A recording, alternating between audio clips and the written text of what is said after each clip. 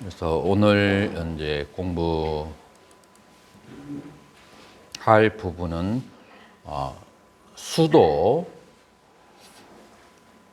수도라고 하는 것은 이제 바와나 마르가라고 그렇게 하죠. 바와나 마르가.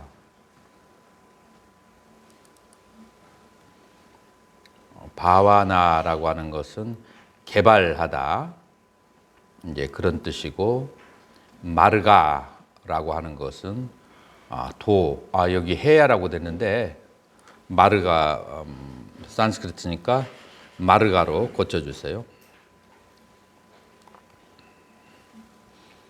이제 뭐가 해야냐면 바바나 해야는 뭐가 되죠? 해야가 버리다라는 뜻이에요. 버리다라는 뜻이기 때문에 해야는 뭐냐면은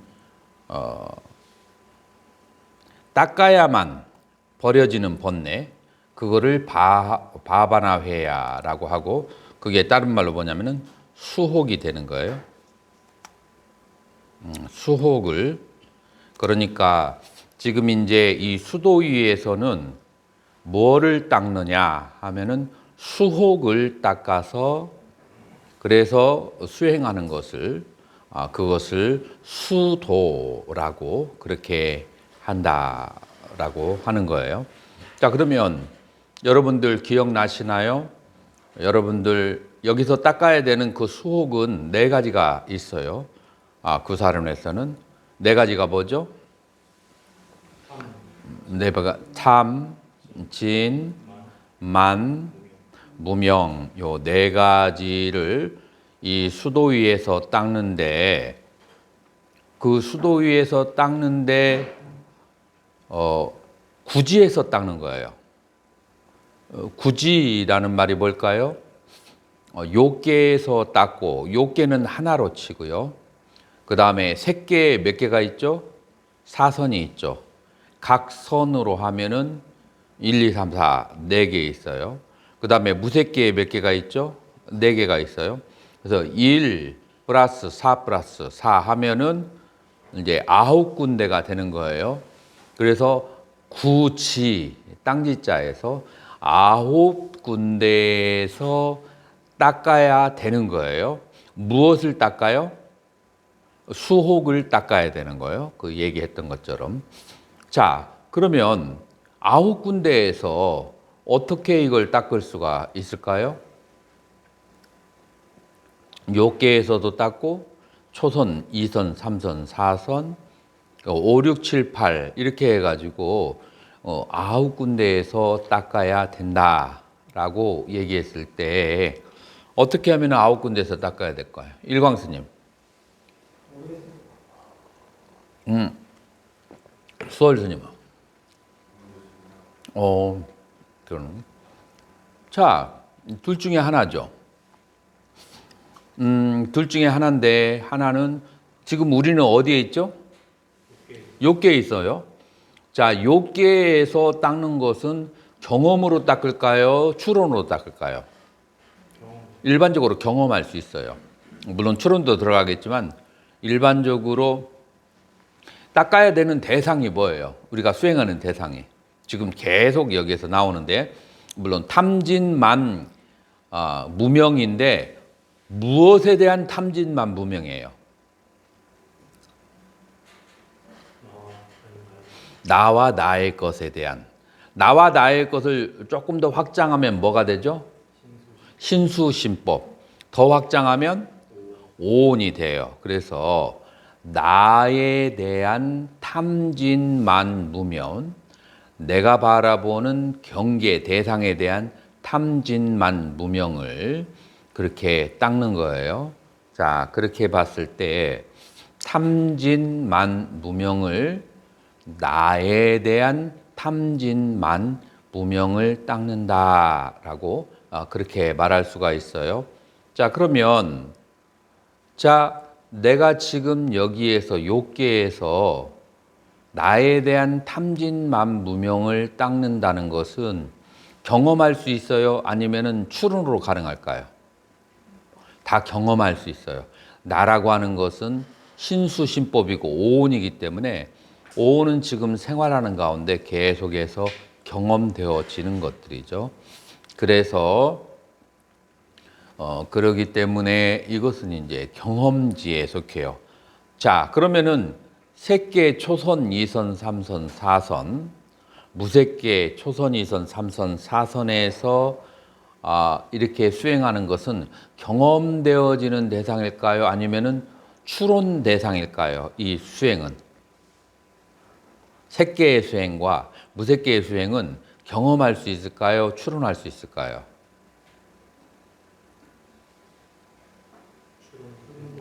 추론과 경험 양쪽으로 가능해요. 어떻게 경험이 가능하죠? 내가 색계의 초선, 이선, 삼선, 사선에 들었다가 나오면서 그렇게 관을 하면 어떻게 관을 해요? 초선에 있는 신수신법이라고 하는 것이 그 신수신법에 대한 탐진만 무명이 그것이 바로 고괴로움이라고 하는 것을 관하게 되면 그러면은 이제 그것은 체험으로 하는 거죠. 그런데 내가 사선을 닦지를 못했어. 사선을 닦지 못한 사람은 그건 사유를 통해서 추론을 통해서 색계의 초선에서도 이런 상황이 있는데 그것은 괴로움이다. 그 다음에 무색계에도 이런 상황이 있는데 이것은 괴로움이다 라고 하는 거죠. 근데 경험이 더 강하겠어요? 추론이 더 강하겠어요? 경험이 더 강하죠. 그러니까 그런 선정을 닦지 못한 사람이 그렇게 16단계의 어디에서 16단계의 수행을 한다겠죠? 고진멸도에 대해서 어디에서? 세제위리에서 그런 수행을 한다고 했어요. 자, 세제위리에서 그런 수행을 할 때 이 사람이 사선과 사정을 익힌 사람일 수도 있고 아니면은 선정을 익히지 못한 사람일 수 있어요.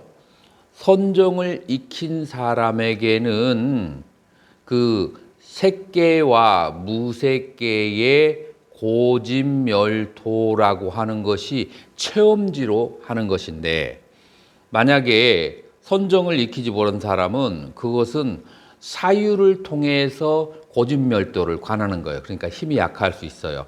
자, 그러기 때문에 이 세제일에서 고진멸도를 닦는 사람이 선정을 익힌 사람은 사선이나 사정을 익힌 사람이 그 천상과 그 다음에 색계와 무색계를 관하게 되면 그거는 뭐 하기가 더 쉬워요? 그거는 사성제의 색계와 무색계의 사성제를 깨닫기가 쉬워요.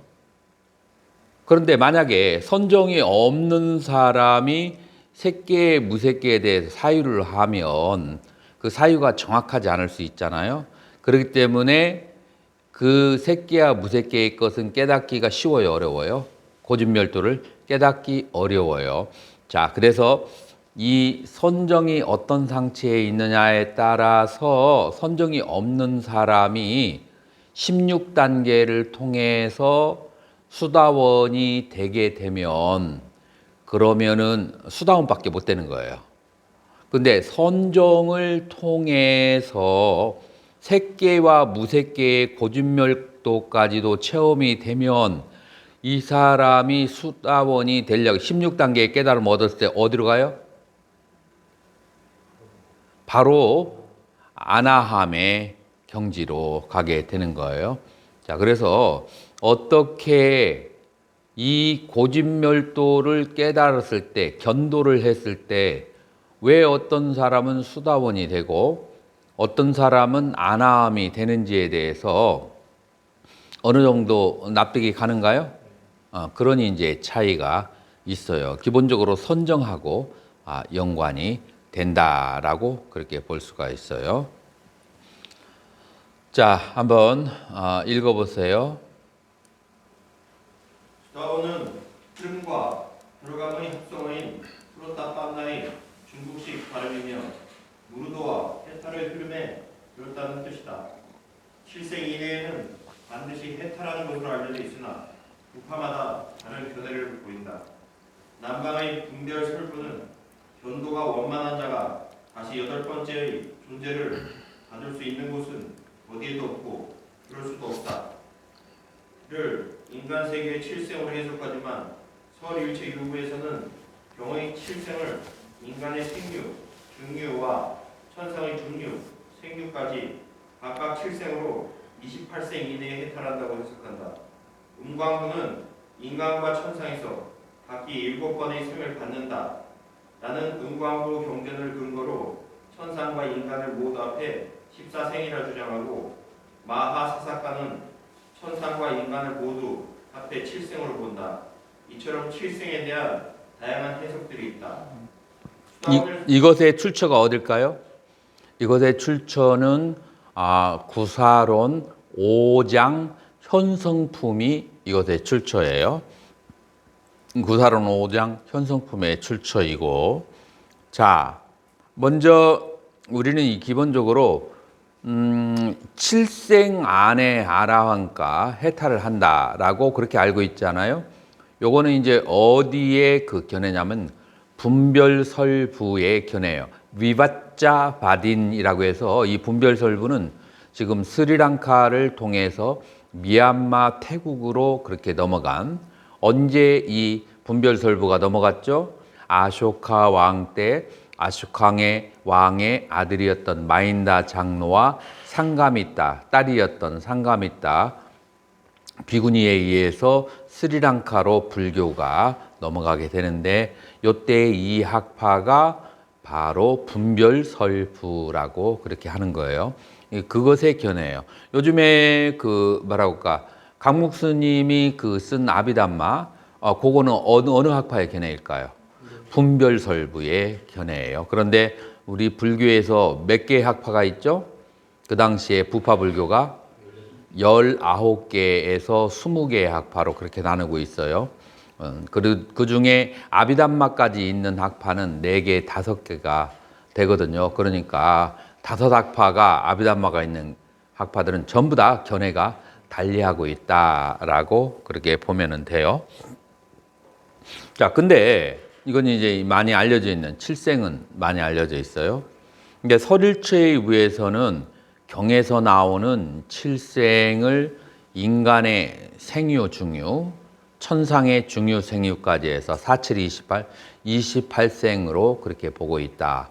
자, 그래서 우리 제를 지낼 때에 기본적인 중유에 대한 그런 중음신, 이거에 대한 가장 잘 써놓은 것이 어느 학파예요?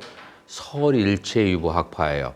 이 분별설부에서는 그거를 다룰까요, 안 다룰까요? 분별설부에서는 중음에 대해서 다루지 않아요. 그래서 테라바다에서 공부하고 온 사람들은 천도제를 지내는 그것이 합당하지 않다고 안 지내는 분도 계시는데, 그건 분별설부의 논의 견해에 의해서 그렇게 하는 거예요. 자, 그런데 이제 중유라고 하는 것은 뭐냐면, 이 중유라고 하는 것은 바로 다음 생으로 가려고 할 때 중간 지점에 아직, 그러니까 이때의 중유는 몇 온이 있느냐면은 5온 가운데 몇 가지 온이 있죠? 4온이 있는 상태예요. 수상행식에 4온이 있는 상태. 요 4온이 있는 상태에서는, 그때에서는 다음 생으로 이제 이렇게 넘어갈 때는 4온이 이렇게 움직일 때, 그것을 힌두교에서는 아뜨마가 움직인다라고 하는데, 우리 불교에서는 아뜨마가 아니고 4온이 다음 생으로 전향하는 거예요. 아뜨마하고 4온하고 차이점이 있을까요, 없을까요? 차이가 어떤 차이점이 있어요?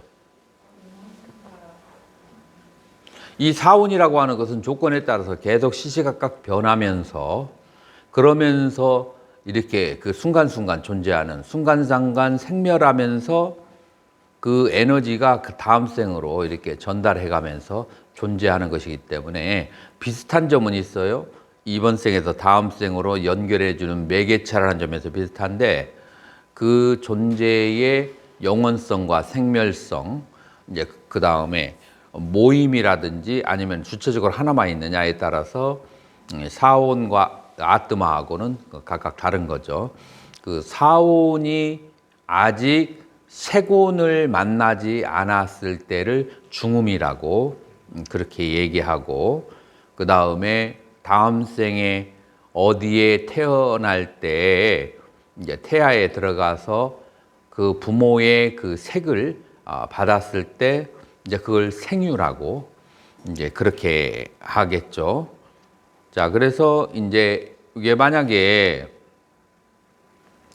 천상으로 가게 되면은 천상에서 또 그 가는 와중에 중유가 있고, 그 다음에 천상에 태어나면 생유가 있고, 이런 식으로 해서 네 개의 생을 얘기해요. 그래서 경에서 말하는 그 한 생을 이 네 개의 과정으로 분해해서 사생으로 말하니까 7생 하면은 28생으로 그렇게 얘기하는 거죠.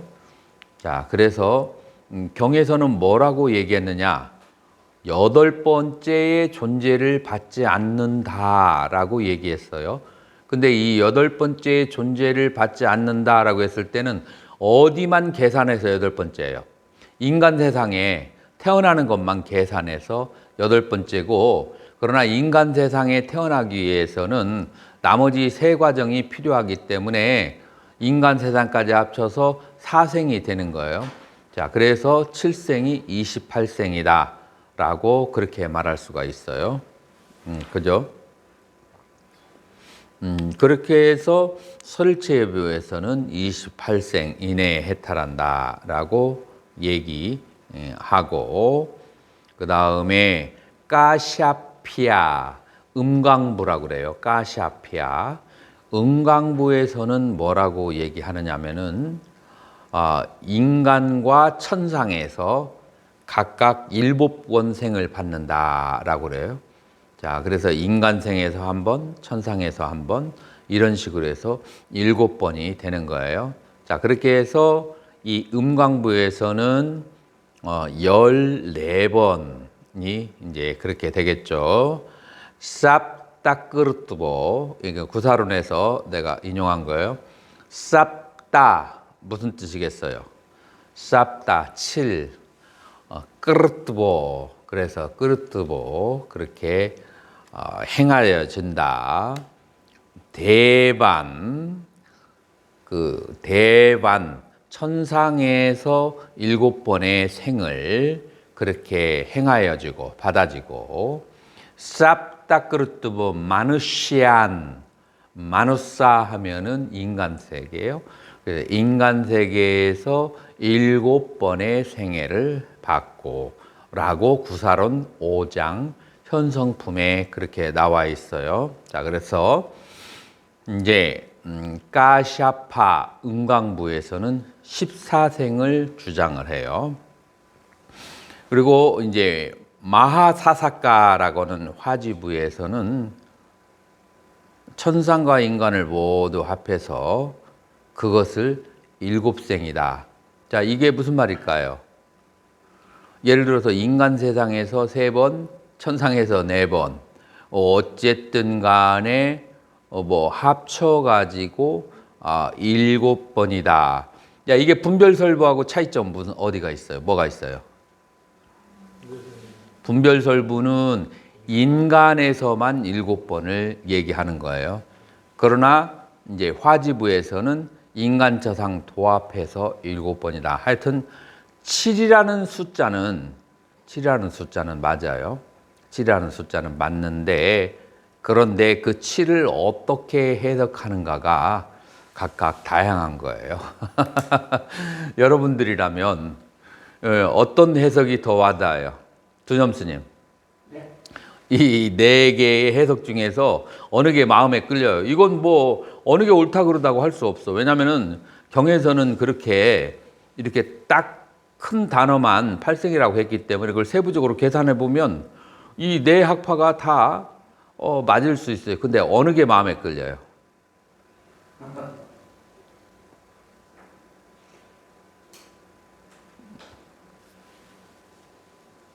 뭐 하나만 골라봐요. 설일체유부가 그렇죠.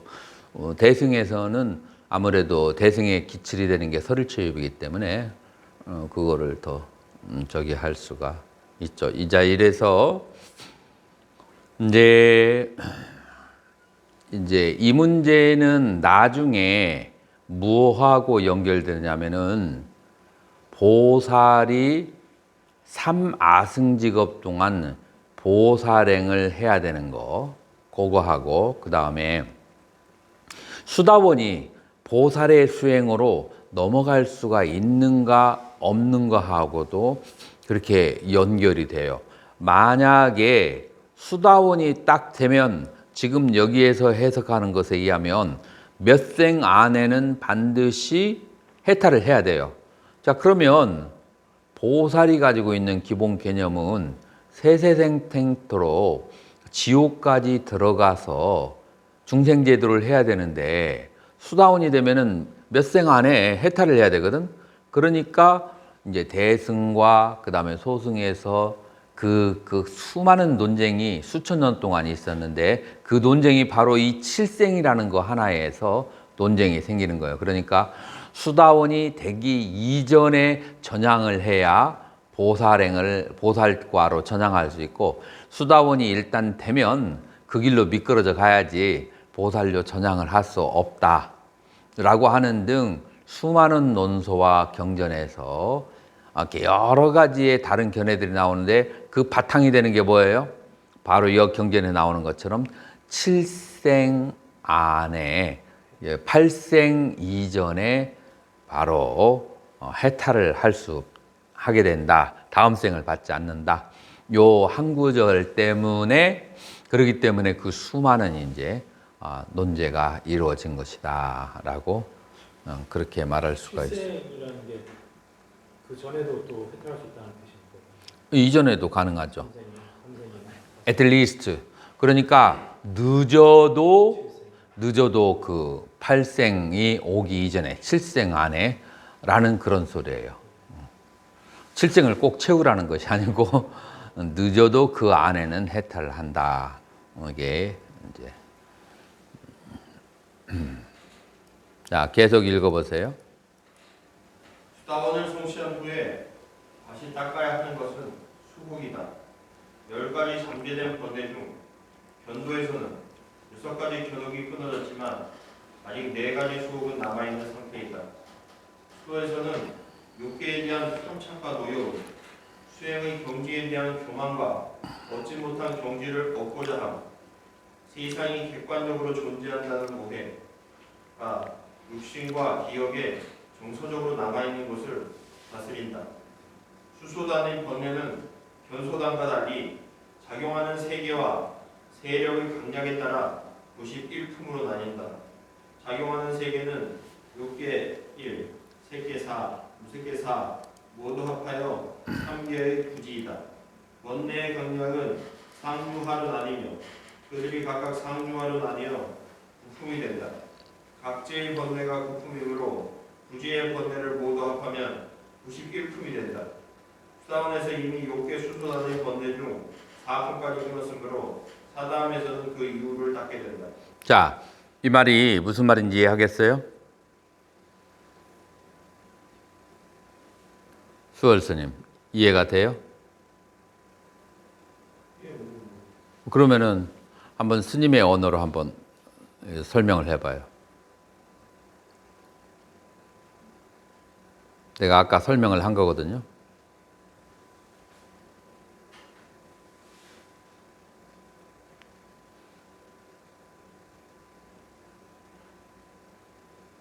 욕계, 색계, 무색계에서 자, 그래서 번뇌가 4가지가 있어요. 탐, 진, 교만, 그 다음에 무명, 이렇게 이제 4가지가 있는데, 요 네 가지의 그 번뇌를 이제 요계에서 색계 1, 2, 3, 4, 무색계 1, 2, 3, 4 이렇게 9지에서 9지에서 이 번뇌를 다 닦아야 된다라고 하는 거예요. 자, 그런데 이 번뇌가 지금 예를 들어서 탐심이라고 해요. 탐심이라고 하는 번뇌를 상중하로 그렇게 이제 나눈다고 해요. 근데 그 상중하를 다시 상중하로 나눠요. 그래서 상의 상중하가 있고 중의 상중하가 있고 그 다음에 하의 상중하가 있으면 이 번뇌는 지금 몇 가지가 되는 거예요? 9개로 나눠지는 거예요. 자, 그렇게 9개로 나눠지는 그 번뇌가 각각 몇 지의 그 번뇌를 닦아야 돼요? 9지에서 닦아야 되잖아요. 그래서 요계에서도 이 9개의 번뇌를 색계 초선에서도 2선에서도 3선에서 4선에도 9개의 번뇌를 무색계에서도 각각 1, 2, 3, 4에서 9개의 번뇌를 닦아야 되니까 그래서 9 해서 몇 개가 돼요? 도합 81개의 번뇌가 된다. 그래서 91품이 된다라고 그렇게 하는 거예요. 그래서 이제 수다원에서 이제 6개의 수산의 번뇌 중 4품까지도 끊었어요. 자, 처음에 수행을 할 때 어떻게 번뇌가 끊어지냐면은 상상, 상중, 상하, 그 다음에 중상 이런 식으로 거칠은 번뇌부터 끊어지죠. 그래서 수다원에서 벌써 뭐가 상상, 상중, 상하, 그 다음에 중상이라고 하는 4개가 끊어졌고 그 다음에 수도에서는 그 밑에 번뇌들이 닦여지게 된다라고 그렇게 얘기할 수 있어요. 자, 계속 읽어보세요. 욕계 수수단의 번뇌 중 제5품의 번뇌를 끊으면 일례향이고 제6품의 번뇌를 끊으면 하상, 하중, 하하의 3품의 번뇌만 남아 한 번만 욕계로 돌아오기 때문에 우리 일례가 한다.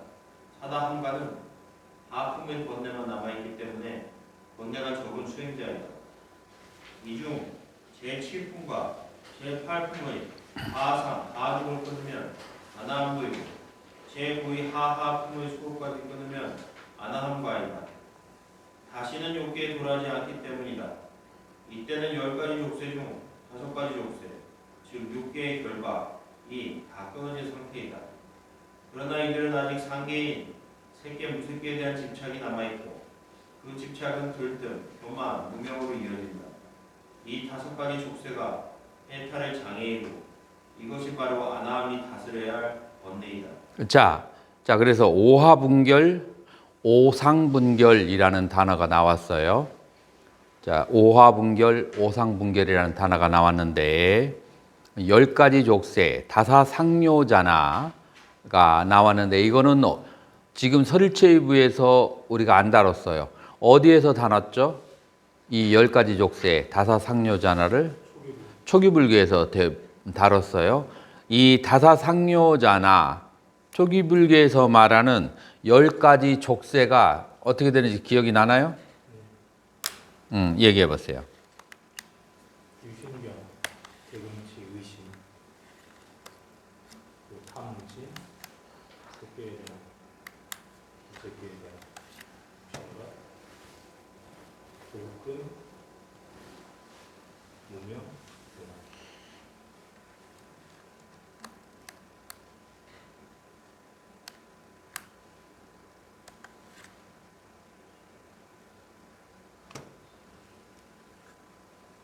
왜 노트가 안 뜨지?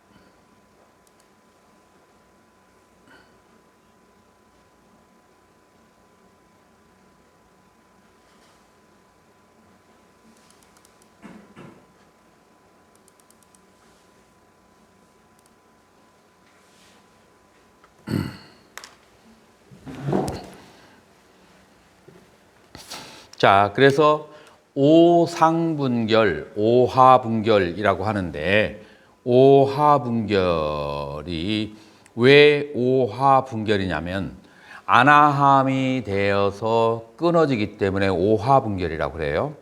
그리고 왜 오상분결이라고 하냐면 이거는 아나함 이상에서 다루기 때문에 오상분결이라고 그렇게 얘기해요. 자, 그러면 오하분결을 한번 얘기해 보자고. 오하분결이 뭐가 있죠? 탐,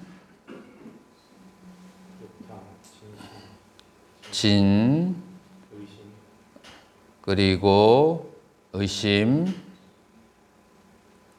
또 뭐가 있죠? 계금치견,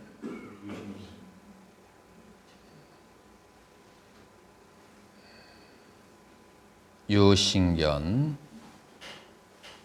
자, 이 중에서 수다반이 되면 끊어지는 것이 반드시 끊어지는 것이 뭐죠? 탐, 진, 요거 진심은 아니고 의심, 계금치견, 유신견 요 세 가지만 수다원이 되어서 끊어지는 거예요. 자, 그래서 요 세 가지가 왜 수다원이 되면 요 세 가지가 끊어지죠? 요 수다원이 되면은 뭐를 깨닫냐면은 신수신법을 수행을 했잖아요. 그래서 신수신법이라고 하는 것이 뭐라는 것을 수행을 했어요? 무상고 부정무화. 그래서 무화임을 그렇게 계속해서 공부했어요. 신수신법이. 신수신법을 합치면은 뭐가 되죠? 나 혹은 오온이에요. 그래서 요 가행이 자량이 가행이에서 계속 공부한 것이 다른 말로 하면은 오온무화를 그것을 개념적으로 공부하고 사유에서 공부하고 어디에서 자량위에서 가행위에서는 직접 보아서 공부를 했어요. 그러니까 당연히 오온무화가 떨어져야 되지 이게 안 떨어지면 뭐 공부했다고 볼 수가 없죠. 그래서 수다원에서는 오온무화가 떨어지게 된다. 자, 그렇기 때문에 오온무화 그 다음에 무화를 알았기 때문에 이 무화를 떠난 다른 수행을 통해서 이 견도, 깨달음은 존재하지 않는다라고 하는 것을 알기 때문에 계금치견, 무화를 아는 것 이외에 다른 곳에서 해탈과 해탈의도가 없다라는 것을 그걸 분명히 알기 때문에 계금치견도 저절로 사라지고 의심이 뭐냐면은 불법성 삼보와 그 다음에 과거와 현생과 미래로 이어지는 인과에 대한 믿음, 크게 이 5가지가 되는 거예요. 이제 어디에 따라서는 수행에 대한 6가지가 들어가기도 하지만 이 불법승 삼보 중에서 부처님은 법을 설하신 분이고 그 다음에 법이라고 하는 것은 무슨 법인가? 온 무아의 법이에요. 여기에서는 온 무아의 법을 그 다음에 승가는 뭐예요? 온 무아의 법을 따라가는 사람이에요. 그래서 불법승 삼보와 온 무아를 통해서 현재, 과거와 현재와 현재의 미래가 끊어진다는 것을 알기 때문에 이 법에 대한 온 무아에 대한 이해가 있게 되면 온 무아에 대한 이해가 있게 되면은 이 의심이 한꺼번에 싹둑 사라지게 돼. 그래서 온 무아 속에 의심, 개근취견이 다 들어가요. 그렇기 때문에 나는 이 3가지 다 얘기하잖아요. 유신견 하나만 해결되면 나머지는 저절로 따라온다. 그래서 너무 번거롭게 얘기하면 사람들이 번거로워하기 때문에 나는 수다원, 온무아, 유신견 이렇게 딱 잘라서 아주 그렇게 얘기를 하는 거죠. 자, 수다원이 되면 그래서 온무아가 되고 유신견이 사라지게 된다. 자, 그러면은 이 탐진은 언제? 탐진이 수다원에게도 남아 있어요. 탐진이 수다원에게 남아져 있어요. 사다함이 되면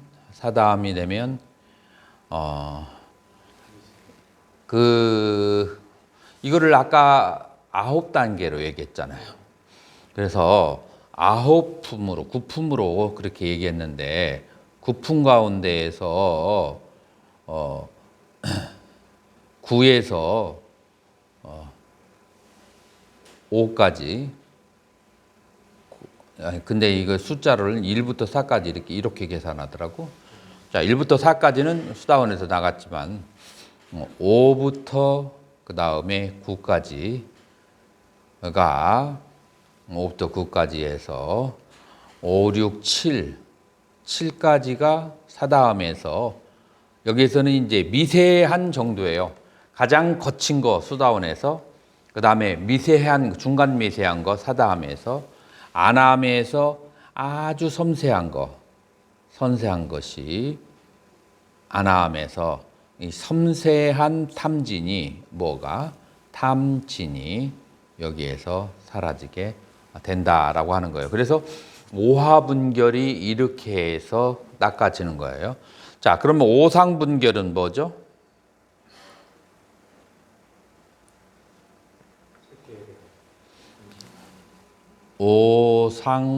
오상분결은 이제 6번이 색계, 7번이 무색계에 대한 탐심이에요. 아까 탐심이 떨어진 것은 요계에 대한 탐심이 떨어진 거예요. 그리고 진심은 색계에 있어요, 없어요? 없어요. 그렇기 때문에 이 요계에 들어가면 그러면은 이 색계, 무색계에 들어가는 이제 탐심을 오상분결은 얘기하는 거예요. 요계에 대한 존심을 얘기하는 거 아니에요. 자, 그렇기 때문에 이 선정하고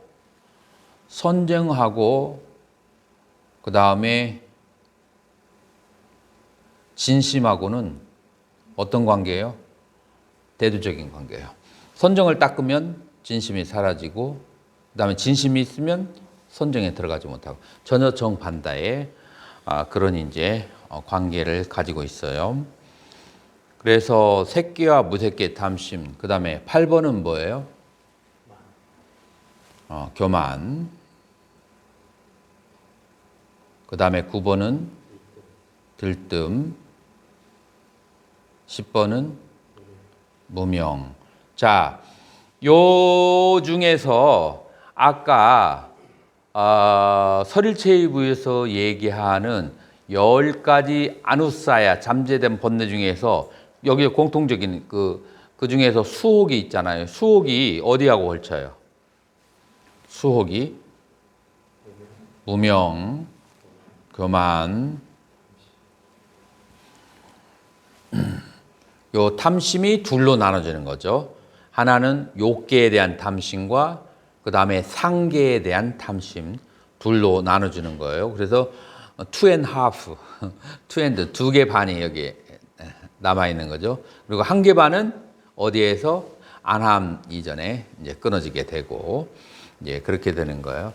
자, 그래서 이제 오상분결에서 색계, 무색계에 대한 탐심과 그러니까 교만과 들뜸과 무명이 남아있다. 자, 무명을 뭐라고 얘기할 수 있을까요? 무명을 조금 더 세밀하게 얘기한다면, 만약에 금강경의 그 원리로 얘기한다면 무엇과 무엇에 대한 무명일까요? 나와 나의 것. 자, 초기불교에서는 나와 나의 것에 대한 무명이에요. 요게 나를 아라고 하고 나의 것을 뭐라고 그래요? 법이라고 해요. 그래서 요것을 금강경에서는 아직과 법직이라고 얘기하고, 여기 초기불교에서는 아와 아소, 나와 나의 것이라고 하는 거예요. 그래서 나와 나의 것에 대한 무명. 근데 나에 대한 무명은 어디서 떨어졌어요? 유신견에서 떨어졌잖아요. 그러니까 이 무명은 뭐에 대한 무명이냐면 법, 이 세계에 대한 무명이에요. 이 세계에 대한 그 무명이 여기에서 떨어지게 되는 거죠.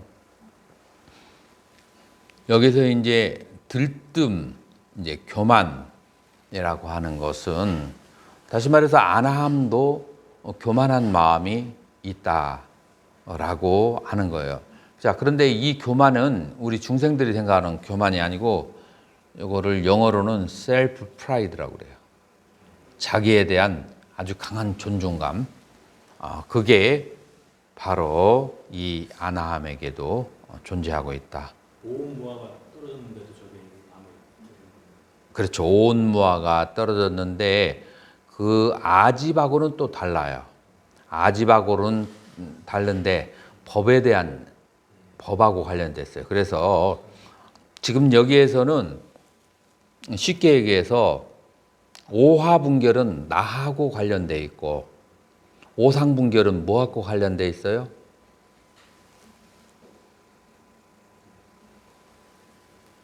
나를 실체를 보는 것은 아나함까지고 그리고 아나함 이상에서 오상분결에서는 전부 다 법하고 관련돼 있어요. 대상과 관련됐잖아요. 색계 부색계 대상이잖아요. 그래서 이 교만과 들뜸, 대상에 대한 교만과 자기 자신의 어떤 경지에 대한 그 교만과 들뜸이에요. 그리고 이 들뜸도 결국은 색계 무색계에 대한 그러니 이제 어떤 미세한 집착 때문에는 들뜸들이 있고 그 다음에 그것은 뭐냐면 무명 때문인데 법의 실체가 있다라고 보는 그런 들뜸이 되는 거예요. 자, 그래서 우리가 쉽게 얘기해서 오화분결은 나와 관련된 번뇌들이고 오상분결은 아소, 나의 것 혹은 법에 관련된 번뇌들이다라고 얘기할 수가 있어요. 이해가 되시나요? 그 부분을 좀 더 다시 설명해 어떤 부분? 주세요. 왜냐하면 이미 아나함까지 왔는데 나 들뜸이 있다라는 것이 다시 얘기해봐. 아나함 법. 상태인데 아무리 법이라고 할지라도 들뜸이 있다는 게 이해가 안 돼요. 아나함이 우리 이거는 뭐 그냥 초기 불교를 공부하면 아비담마도 그렇고 요거는 초기 불교 설일체부 그 다음에 유식 아비담마에서는 다 인정을 하는 거예요. 법에 대한 여기에서 법이라고 하는 것은 이 대상에 대한 이 대상은 이제 특별히 구체적으로 얘기하면은 색계 무색계에 대한 그런 대상이에요. 그런 색계 무색계에 대한 대상에 대한 집착은 미세하게 이 잠재되어서 남아 있을 수 있어요. 지금 이제 여기서 법은 색계 무색계의 법에 대한 대상에 대한 것이에요. 근데 왜 아나함 정도가 되어서 그 색계 무색계에서 벗어나지 못하는가? 뭐 그런 의문인가요? 색계 무색계의 그 즐거움은 뛰어넘기가 아주 어려워요.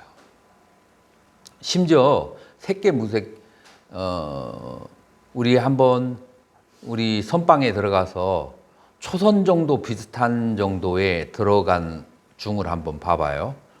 중이라고 하면 안 되고 그런 대덕을 그런 대덕을 보면은 내가 한번 본 적이 있어요. 예전에 내 도반이 그랬는데 앉기만 하면은 하늘을 날아가는 것 같은데 그래가지고 이 스님은 먹는 것도 어디 다니는 것도 이 선정이 깨어진다고 저기 하고 그 즐거움에 한번 새기면 그 집착이 물론 이제 여자 혹은 먹는 거 다른 거에 대한 집착은 없어요. 그런데 이 선정의 즐거움에는 한번 딱 빠지잖아요. 거기서 헤어나지 못해요. 이 도가에 공부하는 사람들 보잖아요. 이 선정의 즐거움에 한번 빠지면은 그거를 얼마나 소중하게 생각하는데, 그 선정의 즐거움을 그 즐거움에서 빠져나오는 건 쉽지 않아요. 그 선정의 즐거움에서 그 무색계의 그 청명한 그 마음 홀로 달처럼 환히 빛나는 그 나르는 것 같은 그 가벼운 그런 상태는 그 즐거움을 이거 깨달음이라고 생각하는 사람은 외도는 많고 그런 그 맑은 상태에서 벗어나는 거 쉽지 않아요. 아나함에 되었어도.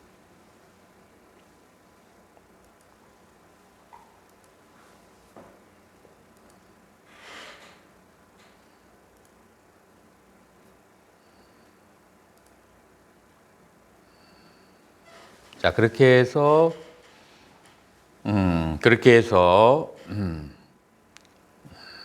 아나암이 되면은 오화 분결이 다 끊어진 것이고, 그 다음에 이 아라한 이전에는 오상 분결이 나눠 남아 있고, 아나암이 본격적으로 다스려야 되는 것은 이제 바로 오상 분결이에요. 그런데 이 오상 분결을 닦는 데 있어서 5가지 경우의 수가 이제 있다고 하는 거예요.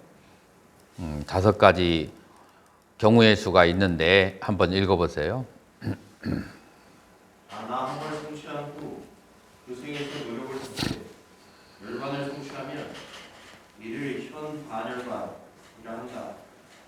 그러나 새끼와 무새끼에 대한 애착이 남아있는 상태에서 아나함이 죽으면 새끼 혹 무새끼에 태어나서 수행한 뒤 그곳의 무상함을 깨달아야 열반을 성취한다. 아나함은 6개의 수업은 다 끊었지만 3개의 수업은 끊지 못했기 때문이다. 아나함이 인간에서 죽은 후 3개에 태어날 때 다음의 5가지 경우의 수가 있다. 첫째, 새끼의 중유에서 반열반하면 중반열반.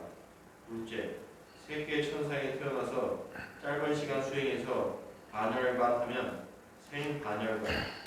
셋째, 새끼에 태어나서 오랜 시간 가행의 노력을 해서 열반을 성취하면 유행 반열반. 넷째, 새끼에 태어나서 노력하지 않아도 자연스럽게 무공용의 수행을 하며 시간이 지난 후 열반을 성취하면 무행 반열반. 다섯째, 새끼의 최고인 색구경천이나 새끼의 최고인 유정천서 반열반하면 상류 반열반이라 한다. 이중 반법이 뛰어난 수행자는 여기까지. 자, 그리고 여기서 한 가지가 빠졌는데 그 한 가지가 뭐냐면 요게 지금 현재 인간 세계에서 반열반하는 경우가 있어요. 그 한 가지도 추가해야 돼요. 이제 인간 세계에서 수행을 해가지고 이제 그렇게 해탈하는 경우 한 가지가 있고, 그 다음에 새끼 태어나기 전에 새끼로 가는 과정에서 반열반하면 그럼 중반열반이라고 그래요. 이거 그 다음에 이제 세 번째로는 새끼 천상에 태어나서 얼마 안 있다가 열반에 들어가는 경우 있어요.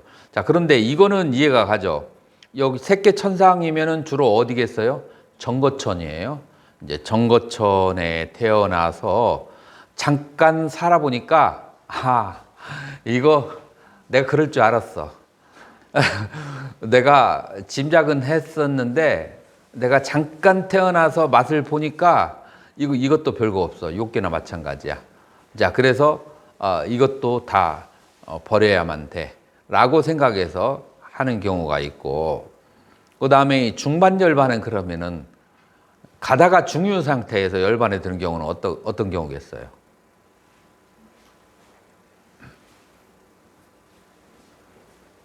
일종의 위화도 해군이죠. 막상 이제 그쪽에 가려고 했는데 딱 가다 보니까 일단 뭐가 없어요? 이 중유의 상태는 몸이 없잖아요. 몸이 없으니까 몸이 일단 딱 없어져 보니까 역시 이 몸이 없는 상태가 진리야 라고 생각해서 거기에서 바로 그냥 중간에 가다가 스스로 마음의 사원에 대해서 집착을 놓아버리면 그러면은 그것이 바로 중반열반이에요. 그 다음에 짧은 시간에서 수행하면은 생반열반이고, 그 다음에 오랫동안 가행에 수행을 해서 그래서 색구경천에 태어나서 아주 오랫동안 수행을 해야 돼. 이제 그렇게 해서 이제 열반에 들면 유행반열반이라고 이제 그렇게 하죠. 그 다음에 이제 네 번째의 경우는 새끼에 태어났어요. 새끼에 태어났는데 바로 열반에 들지도 않아. 그렇다고 노력을 하는 것도 아니야. 그냥 그대로의 머물미 없이 이렇게 즐기면서 그 다음에 애쓰지 않아도 저절로 수행이 되어지는 그런 이제 무공명의 노력을 하지 않아도 이제 시간을 조금씩 둬가면서 저절로 수행이 되는 그런 이제 상태를 무행반열반이라고 그래요. 우리가 십지경을 공부할 때 제8지에 들어가면 이런 경지가 와요. 제8지에 뭐가 오냐면 자기가 스스로 노력을 하지 않아도 마치 배에다가 비유를 해요. 십지경에서. 어떻게 비유를 하냐면은 배가 육지에 있을 때는 노를 힘차게 져서야 이 무태에서 떨어져 나가거든요. 그때는 노력을 많이 해야 돼요. 가행이라고 하죠. 그런데 이게 바다 한중간에 딱 들어가게 되면 그러면 그런 애를 쓰지 않아도 노를 젓지 않아도 그게 이제 저절로 이렇게 앞으로 나아가는 상태. 무엇을 통해서 바람을 맞으면 돛의 방향만 바꿔주면은 저절로 앞으로 그렇게 나아가는 상태. 그거를 뭐라고 하냐면은 무공용의 상태라고 하는 거예요. 노력하지 않아도 저절로 가는 상태. 그래서 수행을 하기는 해야 돼. 수행을 해야 된다는 것은 아직 번뇌가 많이 남아 있다는 거예요. 그런데 애쓰는 마음 없이 저절로 수행이 되는 상태. 이게 이제 초기 불교에 돼 있는 거예요. 그럼 그 보살의 무공용의 상태가 그게 바로 무행반열반이라고 그렇게 얘기하는 거예요.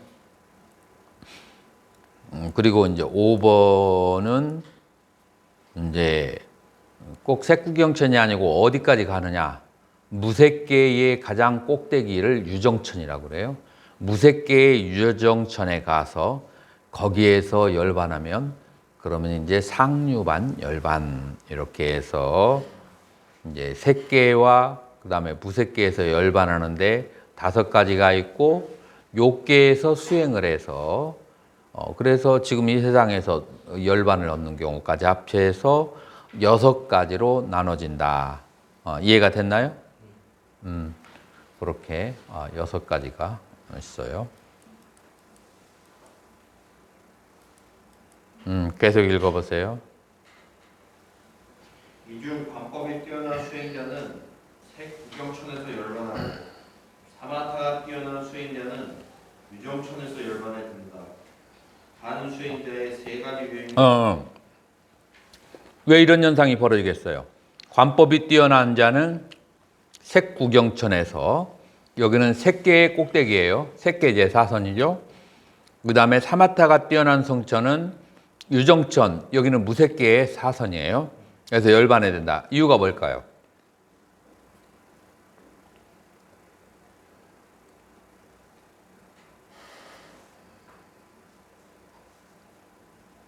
익숙한 곳에 가능한 사마타 수행자는 선정이 깊기 때문에 무색계 가서 수월스님 대답해봐요. 왜 그러겠어요? 관법이 뛰어난 수행자는 색구경천에서 열반하고 사마타가 뛰어난 수행자는 유정천에서 열반한다. 제가 색구경천이랑 유정천 차이를 몰라가지고. 색구경천은 색계의 4선, 유정천은 무색계의 4선. 그러니까 하나는 색계의 꼬투말이고 하나는 무색계의 꼬투말이에요. 당연한 거야. 왜냐하면 일반적으로 경전에서 어떻게 나오냐면 경전에 2가지의 수행자가 있어요. 위파사야니까 위파사나 수행자가 있고 또 하나는 사마타 그 다음에 양면해탈이라고 하는 게 있어요. 그래서 지혜해탈, 양면해탈 2가지가 있는데 지혜해탈은 어디에서 지혜로 가죠? 사선에서 지혜로. 자, 그러니까 사선밖에 얻은 게 없어. 그래서 관법이 뛰어난 사람은 사선에 갈 수밖에 없어. 자기가 간 데가 거기까지니까. 근데 양면해탈을 하는 사람은 어디까지 가요? 그것은 비상비비상처에서 멸진전까지 가잖아요. 그래서 양면해탈을 한 사람은 제8선까지, 8정까지 간 적이 있으니까 거기에 가서 사마타가 뛰어난 사람은 거기까지 가본 적이 있으니까 거기에서 유정천에 가는 거예요. 아주 간단한 원리예요. 그러니까 뭐를 알아야 되냐면은 지혜탈이라고 하는 것이 지혜가 어디에서 생기는가? 이것을 색계사선에서 생긴다. 그 다음에 여기에서 사마타라고 하는 것은 뭐냐면은 이 사선 사정까지 다 들어간 사람을 사마타 수행자라고 그래요. 자, 그래서 초선에서 사선까지 간 것을 사마타 수행자라고 하잖아요. 그 이상을 간 사람을 사마타 수행자라고 그렇게 얘기하는 거예요. 초선에서 사선까지는 그것은 위파사나 수행하는 사람도 기본적으로 가지고 있어야 된다. 이제 이렇게 이제 봐야 되는 거죠.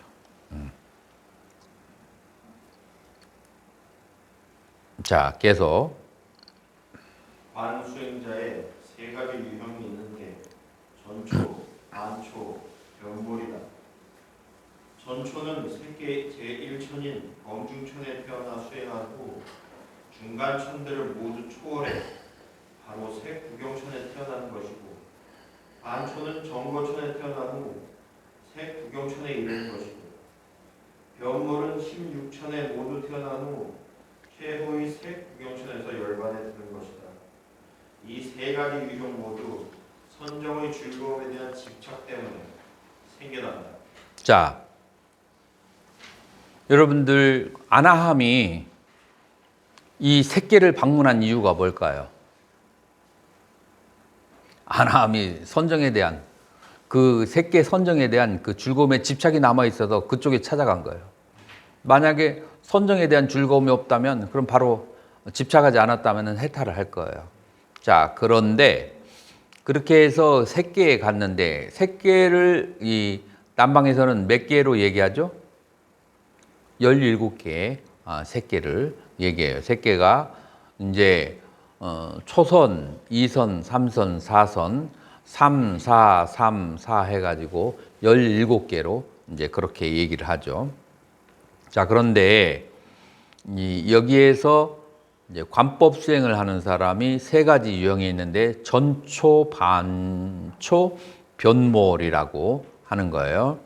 자, 여러분들 한번 예를 든다면 아이스크림, 버터스카치 아이스크림의 고급스러운 아이스크림이나 아니면은 그 스폰지 아이스크림이나 좋아하는 사람 손 한번 들어보세요. 내가 설명을 해주려고 그래. 웬만큼 좋아하면 손 들어요. 먹어본 적이 없는데. 아이고, 한번 데려가서 한번 사줘야겠네.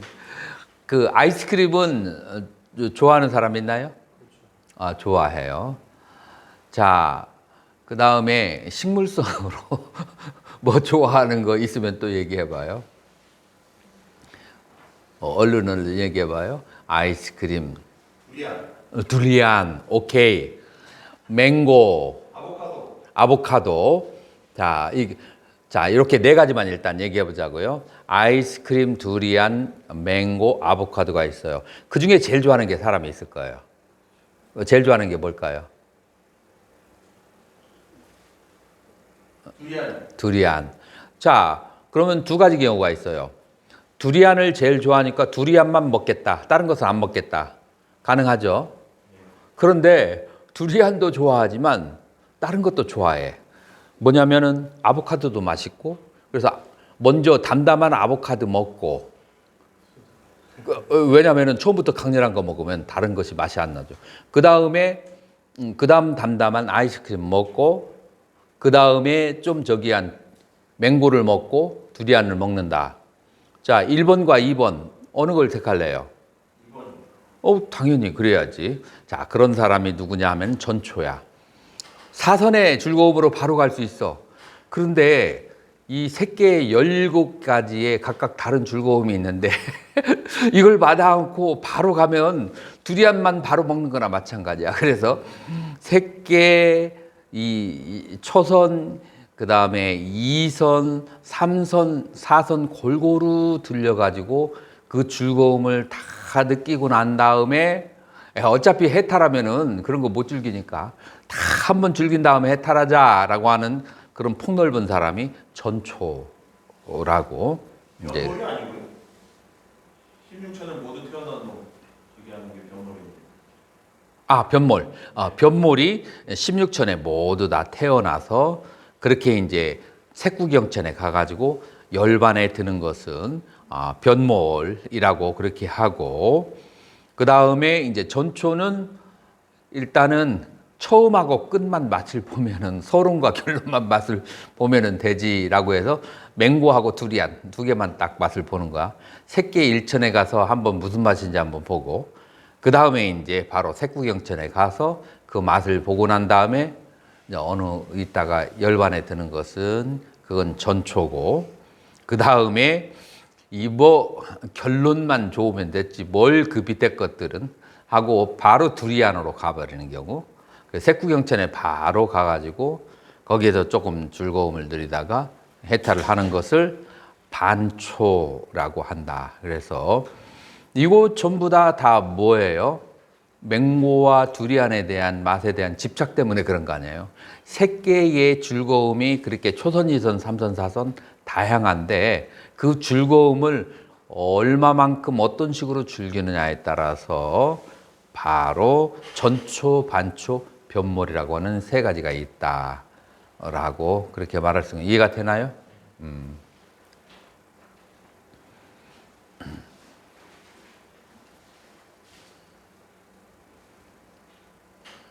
자, 아나함이 선종을 닦는데 세 가지 이유가 있어요. 그 세 가지 이유가 한번 읽어보세요. 아나함의 성녀가 현생에서 선정을 받는 데는 세 가지 이유가 있다. 첫째, 세계 제4선의 전거천에 태어나기 위해서이고, 둘째, 현생에서 즐거움을 누리기 위해서이고, 셋째, 번뇌로 인한 타락을 방지하기 위해서이다. 자, 그래서 됐어요. 그건 이제 다음 시간에 하고. 현생에서 선종을 닦는 데는 세 가지 이유가 있는데, 첫 번째, 색계 사선의 전거천에 태어나기 위한 목적으로, 그 다음에 선종을 닦으면 지금 현재가 즐거워. 그 지금 현재가 즐거우니까 선종을 닦고, 세 번째로 번뇌로 인해서 다시 후퇴할 수도 있어. 그걸 막기 위해서. 그래서 우리가 계속 선종을 닦는 이유는 뒤로 물러날 이유를 없애기 위해서고, 그 다음에 또 지금 현재가 즐겁기 위해서고, 더 나아가서는 새끼에 태어나서 즐거움을 누릴 수도 있고. 자, 그런데 만약에 유신견을 온 무아를 타파하지 못하면 그러면 어떻게 돼요? 그러면 이제 범부의 새끼가 되는 거예요. 지금 여기에서는 출세간의 성자들을 말하는 거예요. 출세간의 성자들은 새끼에 갔다가 해탈로 떨어져요. 해탈로 가요.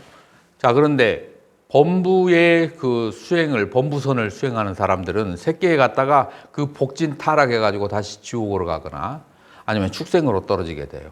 그런 두 가지 차이가 있어요. 그렇기 때문에 오히려 새끼 천상에서 따가먹고 마치 탈탈 털려가지고 그래가지고 이제 더 밑으로 떨어지는, 예를 들어서 도박판에 가가지고 신나게 하룻밤 즐기다가 자기 집안채를 털털 팔아먹는 거하고, 물론 이제 조금 야시시한 비유이긴 하지만 결과는 이제 비슷해지는 거예요. 그래서 이 선종을 닦기 전에 뭐가 있어야 된다고요? 온 무아를 깨달아야만 돼요. 그래서 우리가 설일체유부나 초기불교에서 순서가 뭐부터 나와요? 온 무아부터 나와요. 그래서 온에 나가 없다라고 하는 것을 먼저 깨닫고 난 다음에, 혹은 그것과 병렬해서 선정을 닦아야 되지, 온 무아를 닦지 않고 선정만을 닦게 되면은 그럼 아까 얘기한 범부선에 떨어져서 오히려 복진 따라해서 나중에 더 괴로움, 훗날에 더 큰 괴로움의 과보를 얻을 수가 있다라고 그렇게 볼 수가 있어요. 우리가 15분 휴식하고 30분에 만나도록 하겠습니다.